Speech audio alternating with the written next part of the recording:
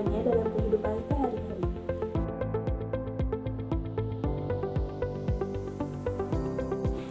Trigonometri berasal dari dua kata, trigono yang berarti segitiga dan metri yang berarti ukuran.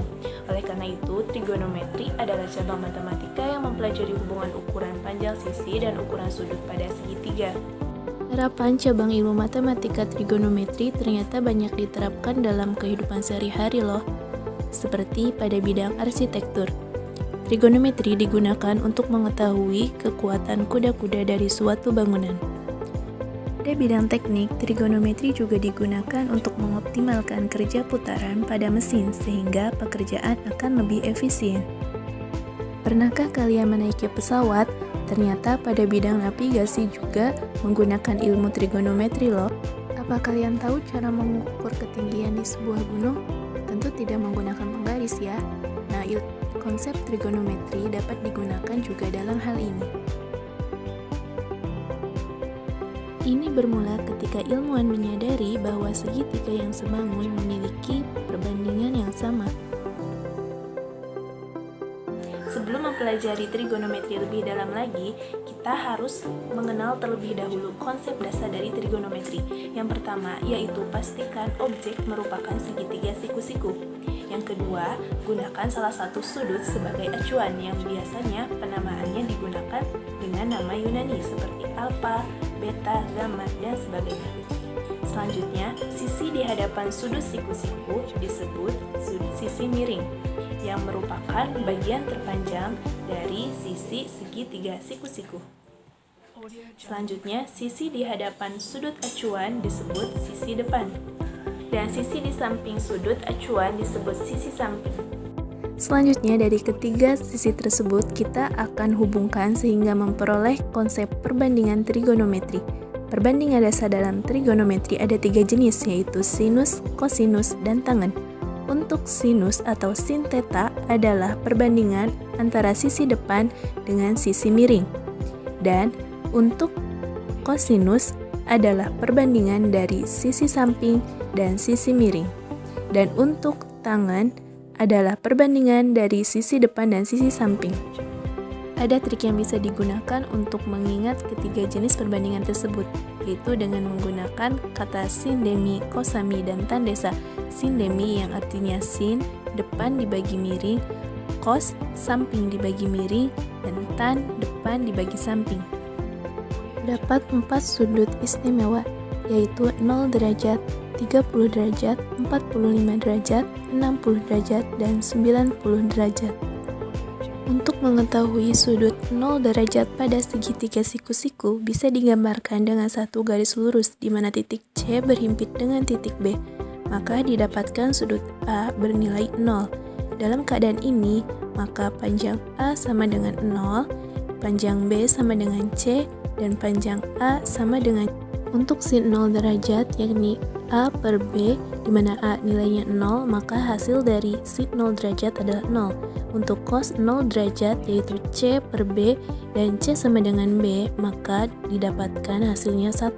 Dan tan 0 derajat di mana A per C dan A sama dengan 0, sehingga didapatkan hasilnya 0.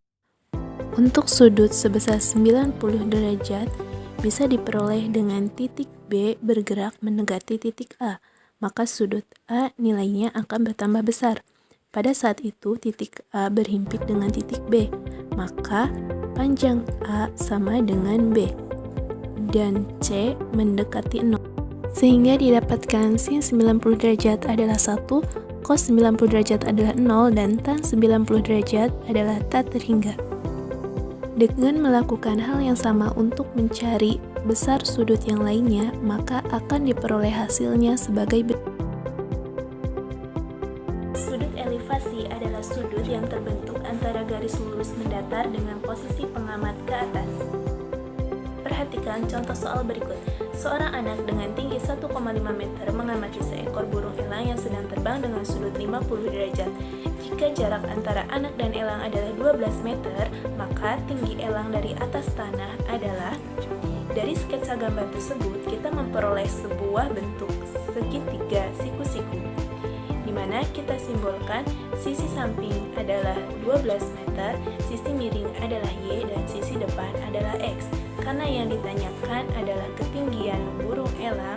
yang kita simbolkan dengan X, maka kita menggunakan aturan tan, di mana sisi depan dibagi dengan sisi samping.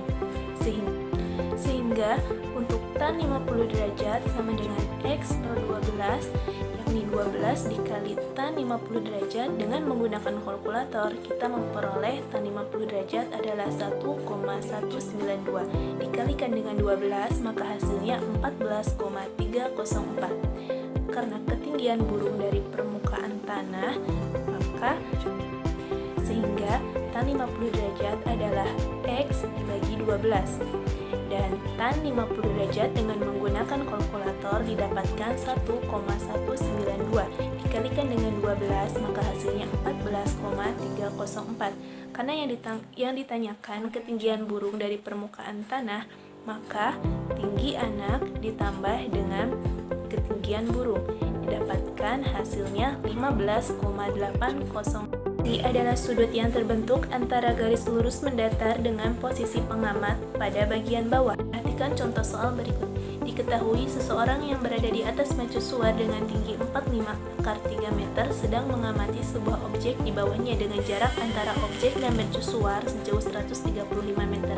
Sudut depresi yang terbentuk adalah, dengan melihat sketsa gambar, kita memperoleh sebuah segitiga siku-siku.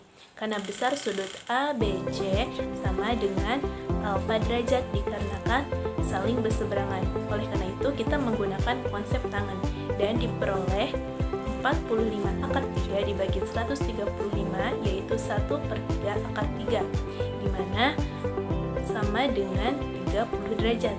Jadi sudut depresi yang terbentuk adalah 30 derajat. Kita mempelajari sudut berelasi lebih dalam lagi. Coba perhatikan benda yang ada di sekitar kita yang berbentuk lingkaran dan memiliki sudut. Ya, itu adalah jam. Jam yang berbentuk lingkaran memiliki sudut 360 derajat. Dan jika kita perhatikan lagi, pada jam terdapat 12 jam. Dan setiap satu jam memiliki sudut 30 derajat. Pada satu lingkaran terdapat 360 derajat, itu dapat dibagi menjadi 4 bagian, yaitu 0 derajat, 90 derajat, 180 derajat, dan 270 derajat. Untuk trigonometri, seperti yang sudah dijelaskan sebelumnya, bahwa sudut dibagi menjadi 4, yaitu 0 derajat, 90 derajat, 180 derajat, dan 270 derajat. Yang mana keempat bagian ini dibagi menjadi ruang 1, ruang 2, ruang 3, dan ruang 4. Di masing-masing ruang kita memiliki nilai positif, hanya positifnya saja. Di ruang 1, semuanya bernilai positif. Di ruang 2, hanya sin yang bernilai positif. Di ruang 3, hanya tan yang bernilai positif. Dan di ruang 4, hanya cos yang bernilai positif. Jadi ketika kita ingin mencari sudut cos, sin, atau tan pada ruang 1, itu semuanya bernilai positif. Untuk mengingat aturan tersebut, kita bisa menggunakan kata semua sindikat tangan kosong. Nah, bagaimana cara menentukannya? Yaitu dari sudut 0 derajat sampai 90 derajat dengan menggunakan rumus sudut dikurangi 0 derajat. Untuk ruang 2 dari 90 derajat sampai 180 derajat menggunakan rumus 180 derajat dikurangi sudut. Untuk di ruang 3 dari 180 derajat sampai 270 derajat menggunakan rumus sudut dikurangi 180 derajat. Dan untuk di ruang 4 antara 270 derajat sampai 360 derajat menggunakan rumus 360 derajat dikurangi sudut. Perhatikan contoh soal berikut. Tentukan hasil nilai sin dari sudut yang terbentuk pada jam tepat pukul 4. Untuk menyelesaikan soal ini, kita perhatikan sudut yang terbentuk pada jam pukul 4. Karena setiap satu jam sudutnya 30 derajat, maka ketika jam 4, maka sudutnya yaitu 120 derajat. Kita perhatikan lagi, untuk sudut 120 derajat terletak di ruang 2, karena sudut pada ruang 2 memiliki rentang sudut dari 90 derajat sampai 180 derajat. Dan pada ruang 2, nilai sin bernilai positif. Maka sin 120 derajat sama dengan sin 180 derajat dikurangi 120 derajat, yaitu sin 60 derajat, yaitu setengah akar 3. Dengan menggunakan sudut istimewa dan sudut berelasi didapatkan koordinat pasangan X, Y sebagai berikut. Bayangkah Anda jika sudut-sudut istimewa fungsi sinus, kosinus, dan tangen dibuat grafik? Perhatikan grafik fungsi dari sin X, cos X, tangen X, cosec X, secant X, dan kotangen X berikut ini.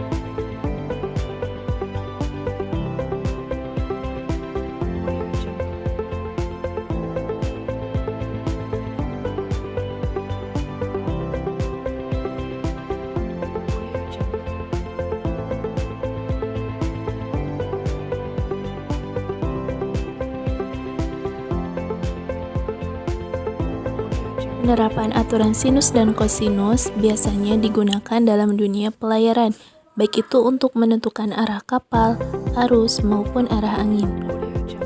Untuk lebih lanjutnya, perhatikan rumus dari aturan sinus dan aturan kosinus berikut ini.